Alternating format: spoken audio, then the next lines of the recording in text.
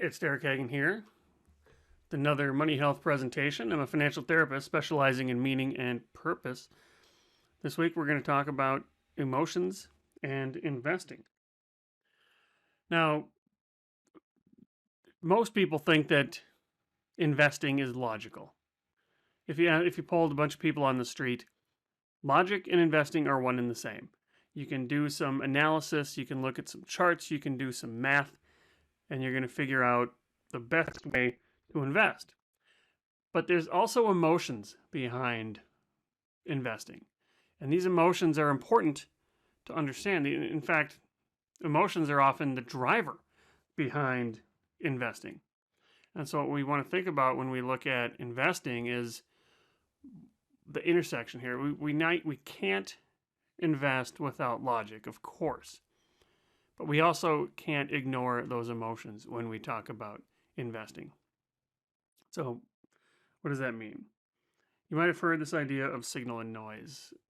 Basically, noise is a distraction. Noise is the day-to-day things that happen in the markets, for example, in this case. So noise is a distraction, but noise is what the media sells. Right? So for example, this is the path, say, that my dog took as we were on a walk. This is the path that my dog was taking. And this looks kind of exciting. My dog would go left and right, forward and backward, and go around in circles with leg behind. And if you were trying to figure out where the dog was going, you wouldn't really be able to tell because this is just a lot of noise. If you really wanted to tell the direction the dog was going, you could follow my path. That's the signal. Now, unfortunately, noise is easier to sell. You wouldn't watch a TV program, listen to a podcast, or a radio program that was about the signal. Save a portion of your income, invest for the future, and wait. Wait it out. That's not exciting. The noise is what sells, but the noise is where those investment emotions lie. Those emotions behind the investments. Those are in the noise. So to think of this a different way, let's think about charting over time and value. You've got investments go up. Let's just use stock market investing for example here, where you could think of this could be bonds as well. This could be Bitcoin. This could be real estate. Over long periods of time, they go up. That's a pretty safe bet. We can argue about the angle or the slope of this curve, but over the long period, investing goes up. There hasn't been a period of time where this has gone to zero. And when we're talking about the stock market as a whole. But if we zoom out and we take a view of this little piece of time, and let's just investigate right here, this little spot.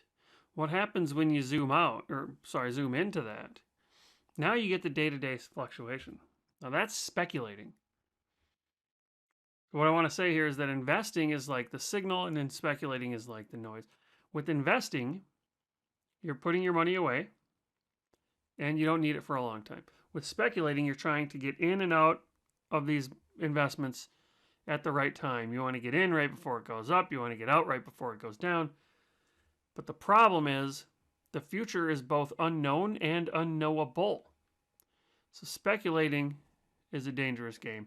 Investing for the long run is where you want to be. But what about all that stuff in the middle, all that speculating business? What do you do about that? Well, it helps to keep this in context that often people know about this concept of return, the return on my investment. And sometimes risk, they think this is a separate concept. There's risk out there and there's return out there.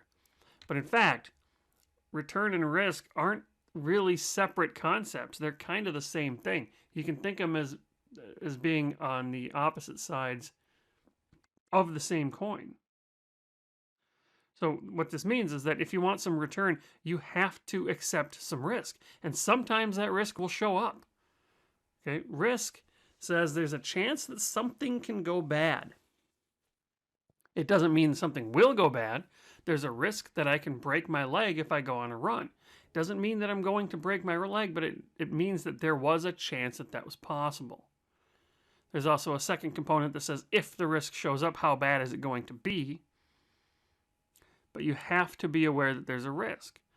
You can't invest, hope for the return, and then complain when the risk shows up because you knew or should have known that the risk was there. They are the same thing. The other way to say that is if you don't want to take any risk, you can't expect any return. Now this is very important when you think about short run and long run. In the short run, the range of returns, the range of outcomes in the short run is huge. It's gigantic. If you're talking about just stock market investing, your money could double or more in a single year. That would be up at the top of this shape here. But you could also lose half your money in any given year. That's a big range of outcomes. Over time, though, all those big returns and all those little returns cancel each other out. They average each other out. And what you get is an average return. So the range of returns is a lot smaller in the long run. But you have to put up with that daily fluctuation of the markets. So one way to think about that is to think about risk is the price you pay to get a bigger return. But the price you pay is sometimes hard. The price you pay is having to watch all the talking heads on TV talk about how bad things are and how scary things are. Right? Now, it's not always speculating. When you think about having to lose money in investing, it's not just speculators. It's not just, I took a bet and it didn't pay off. Sometimes you need the money that you've invested for the reason you've been investing it. Perhaps you need money out of your college account to pay for your kids' college. Or maybe you need money for your down payment on your house. Or you've been saving in a retirement account and now you're retired and you need to take the money from your account in order to live. Well, an easy way to do that is to simply sell your investments when you need the money. But, as you've seen, bad things can happen. And if you weren't paying attention, if you have money that you need invested, then you might be forced to sell after a dip. How will you feel if you sell after that dip? Right? So don't put money in the market that you need, because you don't want to be forced to sell when you need the money. You don't want to be forced to lock in a loss, to not let the upside cancel out the downside. You might be saying, oh, but what if I take my money out of the markets and I don't get any of the upside? Well, that's true. That's the game. You have to compare. How will you feel if you're forced to sell after a dip versus how you'll feel if you got lucky and got to sell after a pop? Most people, actually almost all people, the pain of losing feels twice as bad as the gain feels good from winning. So don't put any money that you can't afford to lose into the markets. Know why you're investing. Put yourself into the shoes of future you and say, how will you feel if the risk shows up? Avoid speculating. Avoid the day-to-day fluctuations. That's where those emotions lie. That's where you get the fear of losing money, the fear of missing out, the guilt of doing the wrong thing, quote unquote. Understand why you invest for the long run, and that's good money health. You get one life. Live intentionally.